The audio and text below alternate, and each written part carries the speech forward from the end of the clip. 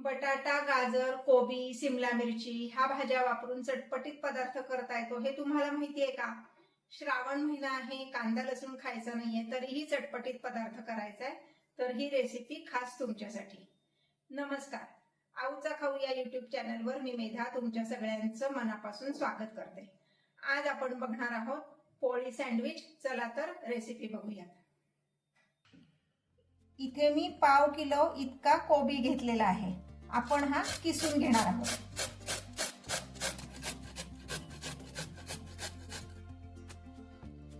इथे मी एक गाजर घेतलेले आहे.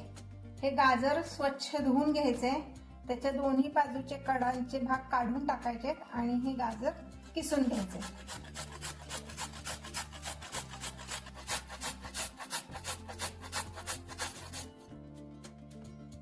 इथे मी 2 सिमला मिरची घेतलेल्या आहेत.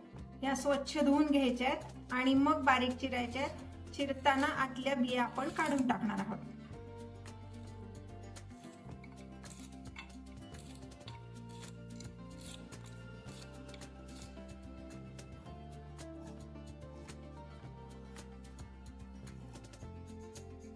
इथे मी 3 बटाटे उकडून घेतलेले आहेत. आता हे सोलून आपण हातानेच स्मॅश करून घ्यायचे.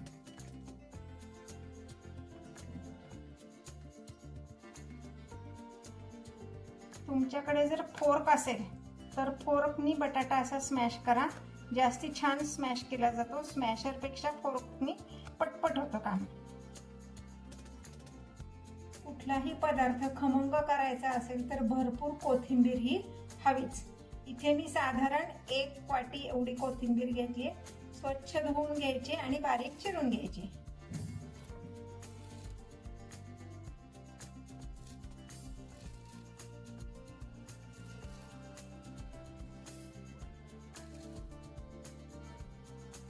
आपण ज्या भाज्या चिरून ठेवल्यात किंवा किसून घेतल्यात ह्या आपण परतून घेणार आहोत. मिरची बारीक चिरली, कोबी आणि गाजर किसलंय, त्यामुळं काय होतं ते पटकन शिजतं. गॅसवर एक कढई तापत ठेवलीये. त्यामध्ये फक्त 2 टेबलस्पून एवढं तेल घालायचे. तेल जास्ती घालायचं नाहीये. गॅसची फ्लेम मीडियम ठेवायची. तेल छान कडकडीत गरम झालं की त्यामध्ये मी घालणार आहे बारीक चिरलेली ढोबळी मिरची.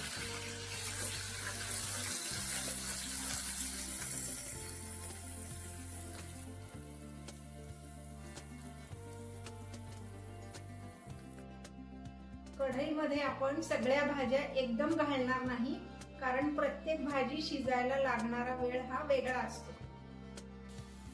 यामध्ये आता मी घालणार आहे आलं आणि मिरचीचा ठेचा.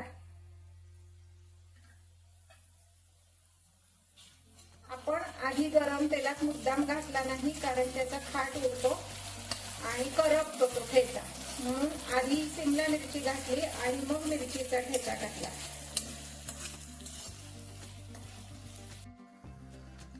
साधारण 1 मिनिट मी सिमला मिरची नीट परतून घेतली. त्याचा रंग पण बदललाय. आता मी ह्यात घालणार आहे किसलेलं गाजर.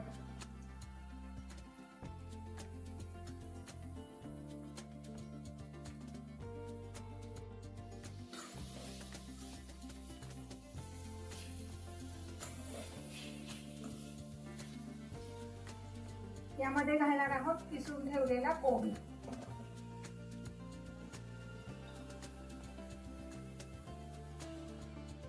हे असं छान मिक्स करून घ्यायचंय आणि आता ह्याच्यावर मी झाकण ठेवणार आहे 1 मिनिट.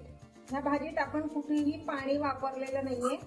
या कोबीला जे पाणी सुटतं तेवढ्यावरच ती भाजी शिजणार आहे. बरोबर 2 मिनिट झालीये. आता मी झाकण काढतेय. कोबी छान शिजलाय.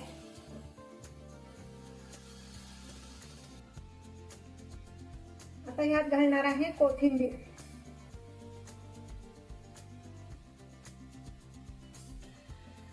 भाजी शिजताना कोथिंबीर घातली की त्याचा खमंगपणा एक वेगळाच लागतो. म्हणून शिजताना थोडी तरी कोथिंबीर घालायची. भाजीला छान चटपटीत चव येण्यासाठी आपण यामध्ये घालणार आहोत कच्ची दाबेलीचा मसाला. तुमच्या आवडीने तुम्ही कुठलाही मसाला घालू शकता, म्हणजे किचन किंग मसाला घालू शकता, पावभाजी मसाला घालू शकता, सब्जी मसाला घालू शकता. पण माझा एक्सपिरियन्स असा आहे की कच्ची दाबेली मसाल्याने हे सँडविच किंवा ही भाजी जी आपण केली सँडविचची ही खूप टेस्टी होती.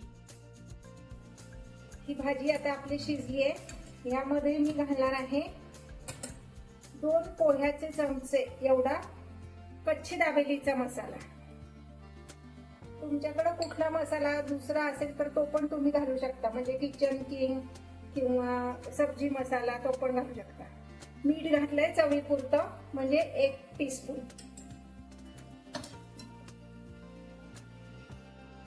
एक महत्वाची टिप लक्षात ठेवा, बटाटा घालण्यापूर्वीच मीठ आणि जे काही तुम्हाला मसाले ह्यात ऍड करायचे ते ऍड करा, म्हणजे काय होतं मसाले सगळीकडे व्यवस्थित लागतात. आता हा मसाला आणि मीठ व्यवस्थित मिक्स झालाय. आता मी यामध्ये घालणार आहे स्मॅश करून ठेवलेला बटाटा.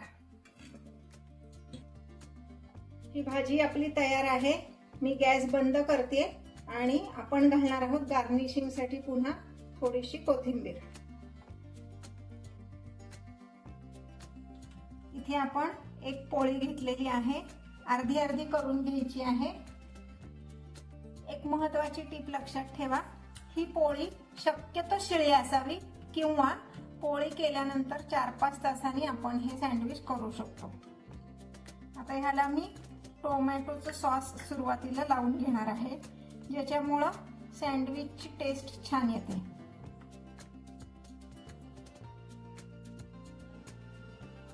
आता ह्या अर्ध्या पोळीचा पण जो हा अर्धा भाग आहे, ज्याला आपण चतकोर भाग म्हणतो, त्याच्यावर मी ही भाजी व्यवस्थित हातानेच पसरून घेणार आहे. भरपूर भाजी घालायची आहे. मी हे जे भाजीचं प्रमाण सांगितलं आहे, साधारण 6 ते 7 पोळ्यांचं सँडविच ह्यात व्यवस्थित होतं, म्हणजे 3 माणसांना पुरेल एवढं व्यवस्थित होतं. आता हे असं फोल्ड करायचंय, व्यवस्थित फोल्ड करायचंय दाबून. भाजी कुठेही बाहेर येणार नाही ह्याची काळजी घ्यायची.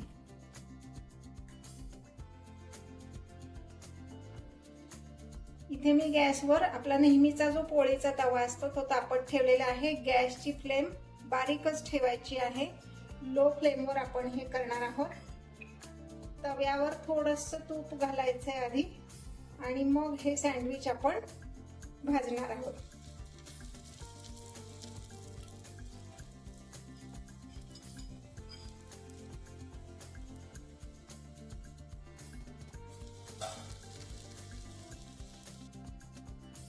पुन्हा वरून आपण तूप घालायचे. तूप, बटर तुमच्याकडे जे अवेलेबल असेल, जे आवडत असेल ते तुम्ही वापरू शकता. तेल वापरलं तरी काही हरकत नाही, चवीमध्ये फारसा काही फरक पडत नाही. आता हे आपण उलटून घ्यायचे.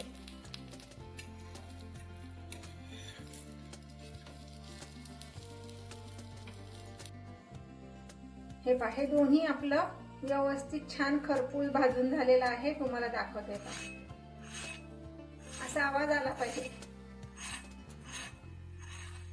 आता मी हे एका प्लेटमध्ये काढून घेते.